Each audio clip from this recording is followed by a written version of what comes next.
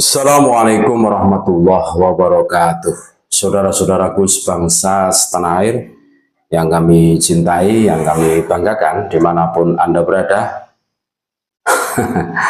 Kalau urusan dobos, bikin narasi, framing, memang Pak Lawi ini ahlinya ahli, saudari-saudari. Ini kami menemukan dari suatu blog uh, namanya itu Jaringan Santri, ini blognya ini. Nah, ini judulnya ini, ya ternyata gurunya Pangeran Diponegoro itu kakeknya Habib Lutfi, saudari. Jadi ini begini, ada kisah yang membagongkan. Kisah pencarian makam Habib Alwi bin Yahya. Habib Alwi bin Yahya, guru Pangeran Diponegoro. Wah, keren. Ini ditulis kategori cerita santri on Januari 16 ya, tanggal 16 2021. Berarti 2021 itu sudah ada narasi perbelokan sejarah gitu loh. Nah, kita baca ya.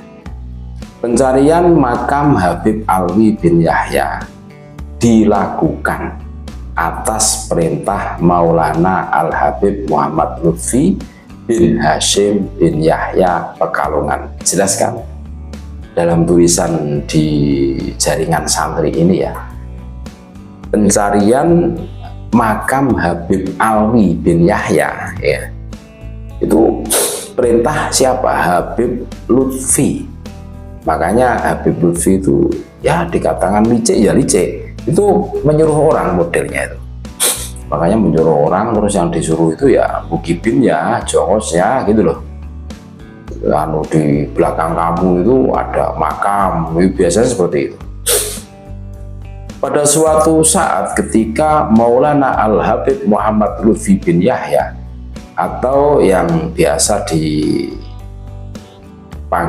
kami Abah Lutfi, dawuh kepada Bapak, Zi kae kidule tanahe awak dewe ono makam min auliyaillah lurunen. Artinya begini, nian bahasa Jawa. Zi itu di selatan tanah saya ada makam waliullah, carilah. Lurunen ini carilah. Tanah yang dimaksud terletak di desa Limbangan, Kecamatan Karanganyar, Kabupaten Pekalongan. Singkat cerita, Bapak langsung melaksanakan dawuh tersebut. Proses pencarian memakan waktu berbulan-bulan karena Abah Lutfi hanya memberikan petunjuk di selatan tanah beliau. Wah, menyuruh orang modelnya itu. Dan ini di Pekalongan, ini di Karanganyar. Bapak mulai menelusuri desa-desa tempat yang dimaksud, mencari petunjuk kepada sesepuh-sesepuh di desa tersebut. Adakah makam tua di sekitar daerah itu?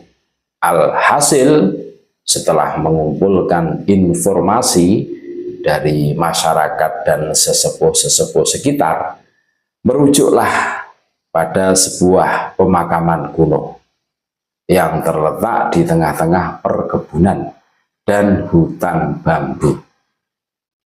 Mengenai siapa yang dimakamkan di sana, para sesepuh berbeda-beda versi. Ada yang mengatakan ini makam si A, si B, si C, dan sebagainya. Setelah mendatangi lokasi yang dimaksud, saat itu Bapak melakukan proses pencarian sendiri. Dan benar saja, di lokasi itu terdapat pemakaman tua yang terdapat sekitar 30 makam. Di sekeliling makam terdapat seperti reruntuhan tembok yang tertimbun tanah, dan terdapat lumut hijau yang mengelilingi makam. Setelah itu Bapak duduk sejenak berwasilah dan mengirim hadiah Fatihah kepada Abah Lutfi. duduk. Nah, saat itu kejadian spiritual pun terjadi. Wah, Bapak menyaksikan daun-daun yang berserakan di sekitar makam, semuanya berdiri, saudari-saudari. Pohon-pohon bambu pun seakan merunduk. Saat itu seakan merujuk pada satu makam yang berada di tengah. Beliau pun yakin bahwa itu makam yang dicari. Keren kan narasi yang dibangunnya. Setelah itu beliau menggambar denah lokasi, termasuk reruntuhan tembok di area makam, dan mencatat semua keterangan-keterangan yang diperoleh dari sesepuh-sesepuh. Kemudian pada satu kesempatan catatan itu dilaporkan kepada Abah Lutfi. Niki bah, insya Allah sampun ketemu, sambil menjelaskan tata letak pemakaman. Jarene iku makome sopo, katanya ini makamnya siapa, tanya beliau. Kata mbah ini makam si A, kata mbah ini makam si B, kata mbah ini makam si C. Hehehe, salah kabeh, salah semua, dengan senyum khas beliau. Lah terus sinten mbah? Lalu siapa mbah? Itu adalah makam jid saya. Jid itu kakek, bahasane wong Yaman, jid itu. Al-Habib Alwi bin Yahya. Beliau adalah guru Pangeran Diponegoro. Wah, keren banget. Dan reruntuhan tembok di sekelilingnya merupakan benteng pertahanan terakhir beliau ketika berperang dengan para penjajah. Kemudian beliau wafat dan dimakamkan di tempat tersebut. Ini yang menulis ini Bayi Al-Fakir Muhammad Ihsanur Rizki. Kisah ini saya dapatkan langsung dari pelaku cerita yang kebetulan ayah saya sendiri. Sewaktu saya diajak ziarah ke makam Habib Alwi bin Yahya. Wah, keren. Narasi yang dibangunnya itu luar biasa kan? Itu, nah makanya kenapa kami mengatakan aktor intelektual pemalsuan makam itu mengerucut ke geng Pekalongan. Ini salah satu bukti loh. Salah satu bukti. Jelas kan? Nah, yang mensukehkan bahwa penemuan makam itu si A atau gurunya, kalau di dalam kisah ini gurunya Pangeran Diponegoro itu siapa?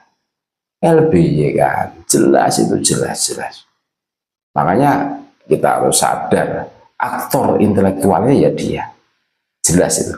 Kalau Arya itu keluar, tunjukkan kepada kami. Cuma itu jahil murokab itu susah lah ngomong dengan Mukibin itu. Sekelas Arya itu. Berat. Terima kasih, tetap NKRI harga mati Nusantara milik kita. Assalamualaikum warahmatullahi wabarakatuh.